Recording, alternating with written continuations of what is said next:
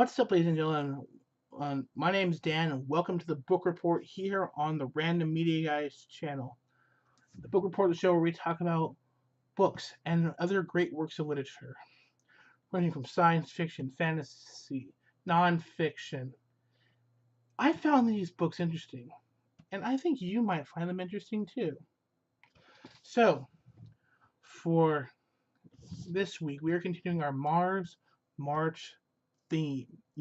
Books centered on characters or events taking place on the Red Planet. And in that vein, we are also continuing our Mars Trilogy review.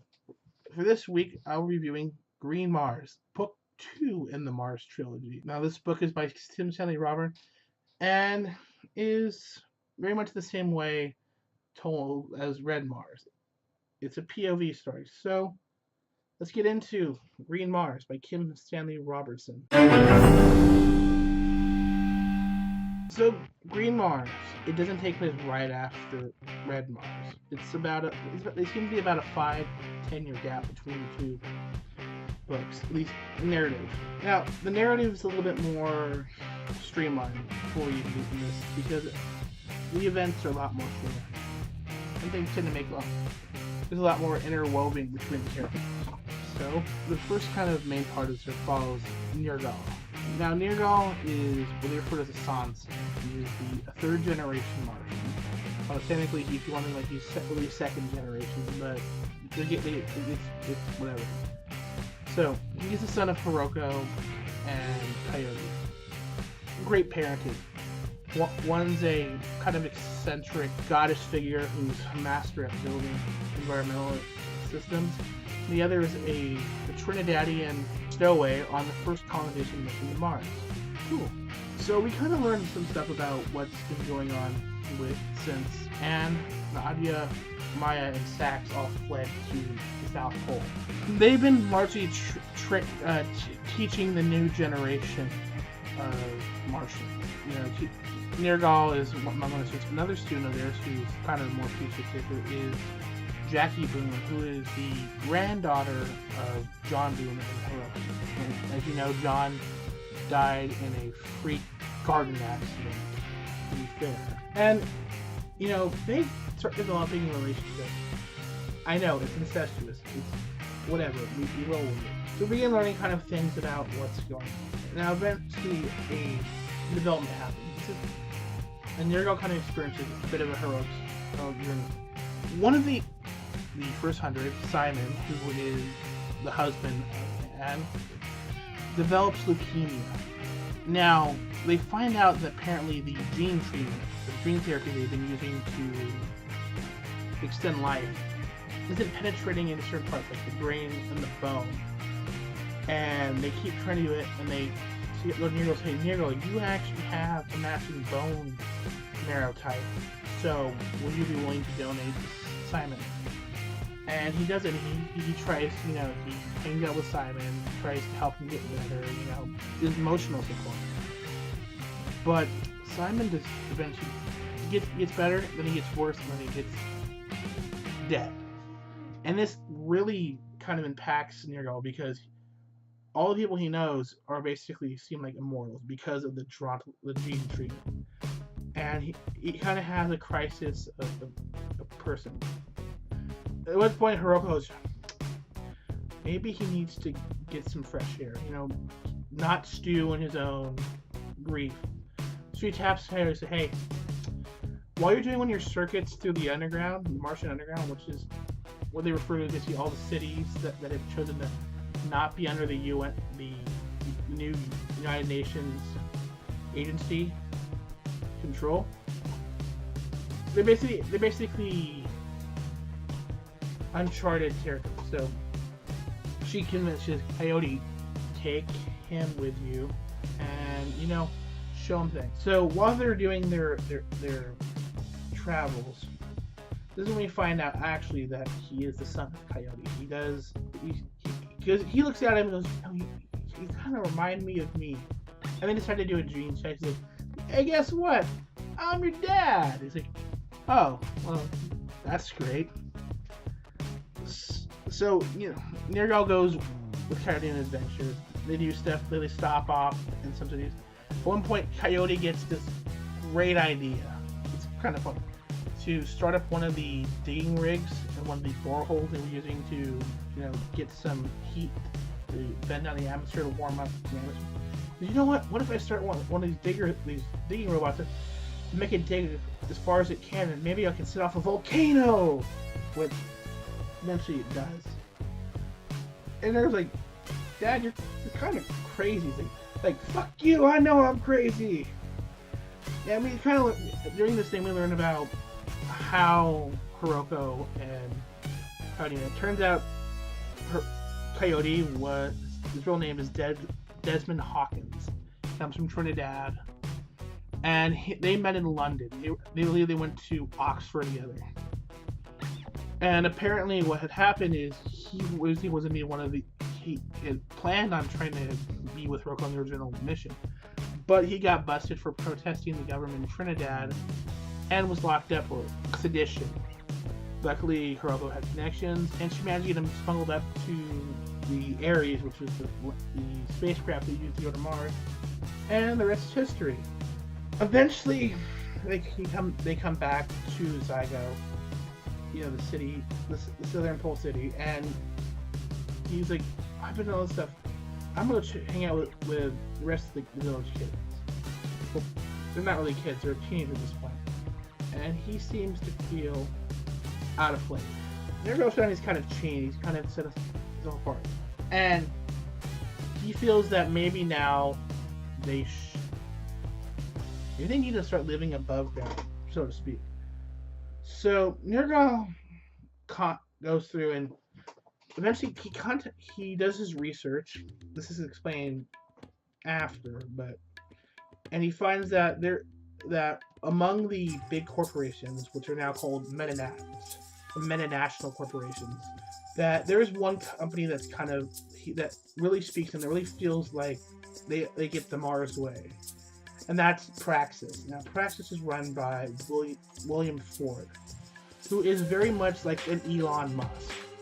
This guy, they started out in built a company. He's very much about improving things. He wants to see humanity thrive. He did at one point, he acquired India and helped them restore their economy and basically let them run themselves afterwards. He really wants to see the world thrive because it's in his best interest. So at this point, Ford holds a seminar and finds one of the head of his subsidiaries, the name of Arthur Randolph, or Art. Now, Art has done a lot of stuff. He's been kind of a diplomat before. He did deals in Iran and stuff like that. So William Ford brings him to a seminar. At the end, he says, "Okay, listen, I have a special mission for you, Art. I want you to acquire Mars." And he's like, "Acquire Mars? What do you mean that?" She goes, "Well, I want to see a independent and thriving Mars. I also want to get in on the ground floor as one of their big suppliers. Helping them out, being a job creator. Like, so how do I factor in this?" So Art's told he's gonna go to Mars, that there's a contact that'll meet him there, but he doesn't know that yet. We don't know that, okay? And that so that there's no suspicion, he's gonna be going there to salvage the parts of the cable that fell down onto Mars when they broke the cable back in Red Mars. He ends up on Mars. He ends up contacting everyone. He's like, "Okay, listen, I will find you when it's time to bring you into the underground." And he is told just to go about doing the mission he was given by William Ford. Eventually, he has one of those situations where his rover stalls out, and then whoop-de-doo, he runs into Coyote, Maya, and Nirgal. At this point, we switch to Anne. Now, Anne becomes suicidal. I mean, she's guilty over the death of Frank.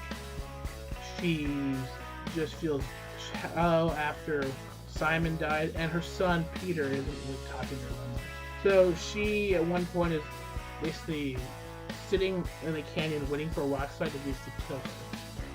She survives and decides, you know what, maybe I should go back to Zygo. So she goes back to Zygo, and we find out that Sax has decided that he doesn't want to remain in the underground, and he wants to go back and to work with one of the companies, incognito, of course, and undercover, because he wants to get back into the science. He's very much a science guy. He wants to learn what's been done, and maybe he can bring it back. And he can also be kind of a spy. So Vlad and Ursula and all these people, they give him a new face. Well, not a new face. They change his thing. They give him a new ID. He meets up with Anne, and they just kind of have the kind of a clear miscommunication. So he ends up going to Burroughs, which is kind of the unofficial capital of Mars. It's a city on one near what will become the Northern Ocean, but they've got a dike to prevent when the flooding happens. So he's learning all this stuff. He's learning about, he's learning about new genetic engineering. When one of the other First 100 shows up, and turns out to be one of the heads in Phyllis, who was the one who was one of the few First 100 who were against what the others were doing. She wanted to be, she was a corporate ship. She turned out she was on a space elevator when they sent the balanced rock flying, but she somehow managed to get back and explain all this. And Phyllis and Sax end up in a relationship, physical relationship. Eventually, she confronts says, "I know you're Sax." And he's like, "So what are you gonna do about it?" He's like, "Well, first, you're gonna tell me where the others are." He's like, "I'm not gonna tell you. Fuck you." He's like, "And if you don't, I'll kill you." That's, okay, fine. And he pulls I need to tie my shoes, and then headbutts her kind of maneuver. So he stows her body on a scooter, and tries to catch the first bullet train out of there. Eventually, he thinks he's clear, and he gets caught onto security. And at this point, he gets taken, and they are trying to do some sort of information extraction. They basically have him kind of under hypnosis with electrical stimulation to basically try to get him to divulge where Zygo is. It's at this point that we switch back to Nergal and Ark and Kylie as they're traveling back down to the South Pole. Nergal starts doing things explaining how the underground economy works when they get the call that Sax has been nabbed and they're interrogating him. They're like, "Oh shit, this is bad." He could reveal the location of Zygo and comprehend us all. So they lead a heroic raid to bring back Sax. While they're doing the raid, they rescue Sax. It turns out he had a stroke, and Maya's just pissed because she sees Phyllis and is like, "That bitch," and she kills her. And we find out stuff later on that maybe she wasn't really responsible. Maybe she actually was trying to do something good. Now, what happens is Sax's stroke gives him aphasia. Basically, he has the ability to think clearly, but he can't speak or write or read. There's a disconnect between expression. So when they take him back down to Zygo, they're doing Vlad and the other doctors are giving him stimulants to try to fix his brain, or at least work around the damage. In the book, this gives Sax kind of he pauses and is thinking about every word he says. So we kind of see his therapy. Michelle is there helping him learn stuff. Now, eventually what happens is there is a raid on the underground cities. First, Zygo. They manage to get everyone out. So after this, Art and Nir go out he starts showing him the underground. Now, on their way back, they find out that indeed they got information on where the Zygo is, and everyone has to evacuate. So it turns out Anta wants to start cracking down. So eventually, Ark starts suggesting this. He says this for a while that maybe the underground, some of the underground sympathetic cities should start a conference and get an idea together on how Mars should be working. Now, like someone like, you're crazy, man. I mean, Anto's still in power, all that stuff. But Art manages to convince them all to have a continental congress, for lack of a better term. This happens in an area called Dorset Review, which is important later on. So they're all meeting in this area. They're Art's basically being a busy man, trying everything. So, and this actually endears him to Nadia. They actually end up becoming an item. And there's this whole discussion during the Dorset Review convention about how Mars should be run, what should be the rights, because there's a lot of cultures. You have Polynesians, Arab, Chinese, Israeli, American, German, and all these different cultures who may not have similar. There's kind of this point where they're asking what defines human rights, and they get a party crasher. It turns out Art informed William Fort, hey, we're planning on doing this thing, and he manages to get there, and kind of he says, hey, I'm William Fort. Here's what I'm proposing, how I'm going to help you guys. He says, we're willing to help you guys in terms of logistics. We're even willing to hire a few of you under our subsidiaries so that you have a place to. We want to see you guys thrive. You kind of get the hint that this is kind of really a slight corporate war, but he really does want the best interest of the Earth and Mars. He says, if they both are prospering, if Mars becomes a prosperous world, they can feed back into Earth and vice versa, and eventually expand out into colonizing other of the celestial bodies in the solar system. So William Ford makes some friends, especially with Nadia and Nergal. He kind of has to leave because he's got things to do back on Earth. So they begin concocting plans. So they want to kick out Anta, and they want to become a sovereign. They're not quite sure when. Sax, after his therapy, his work, he's like, oh, we'll know a good time. There'll be certain things. They work out what should be things. The basic idea is that Earth should be distracted when they try this overthrow. So we switch to a bit of a story focused on Maya and Michelle. They decided to become a couple. Turns out Michelle had a thing for Maya. He was like, you know what, you were with John and you're with Frank, and I just wanted to lay back. And they kind of have a crazy relationship because he's a French therapist. She's turns out to be bipolar Russian, so they're arguing at times.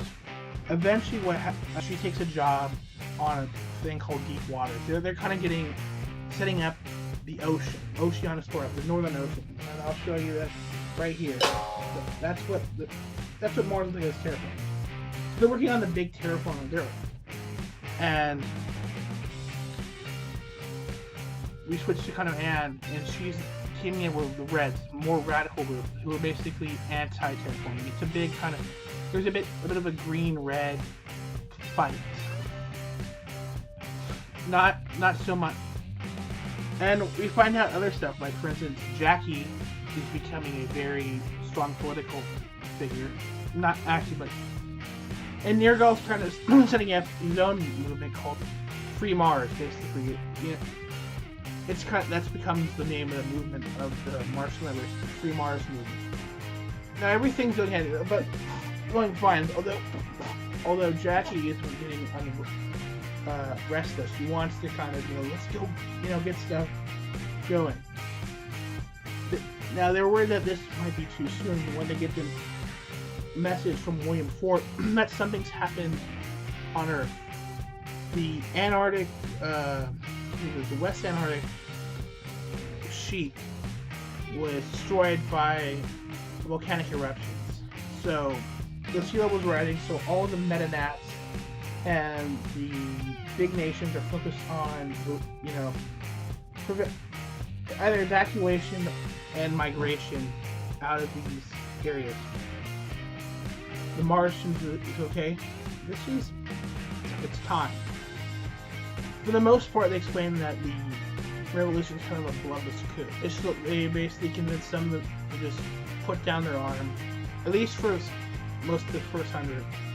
Although we find out that some that Kase is leading a more radical group called Kakazi, which are, I guess, translated from Japanese would be fire, wind, or the firestorm. And their big thing is like, we want to kick out all those who aren't born on Mars. Very much like, we're gonna build a wall. So this comes to a head in Burroughs, where at first everyone's giving a speech trying to convince say yeah, we're gonna defeat them, we're gonna convince them to leave. But it turns out that the Kazi had plans of their own. They planted explosives in the dike and it's protecting Burroughs from being inundated from the Northern Sea. And there's a fight between Anta and the Kakazi, and they accidentally detonate it, and it causes Burroughs slowly become inundated by waters. They're like, shit, we gotta get out of here. The problem is the atmosphere isn't quite ready for full human breathing. It's still a lot of CO2. But actually, like, don't worry. There's a storm coming in. They're like, what? How's that go? What's full of its pressure is just right for human breathing. They're like, well, that's great. But how do we deal with the carbon dioxide? Like, don't worry. I developed a special mass that'll filter it out. It was a bit Deus Ex Machina.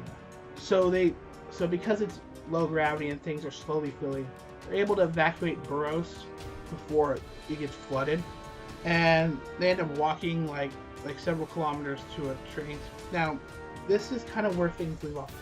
Leaves off with Nadia, Art, Michelle, and all the people on the train going, okay, so it's begun. We're on our way to a free Mars. Now what? And it kind of leaves off on a cliffhanger. And they go into what happens next at the beginning of Blue Mars, which is the final book, and I found pretty good. So come back next week for part 3. Thank you for watching, and I hope you enjoyed it. Give us a thumbs up if you enjoyed this video, and subscribe. Check out our other videos, including the first one if you're interested again. My name's Dan from Random Media Guys, and I will see you later. Peace.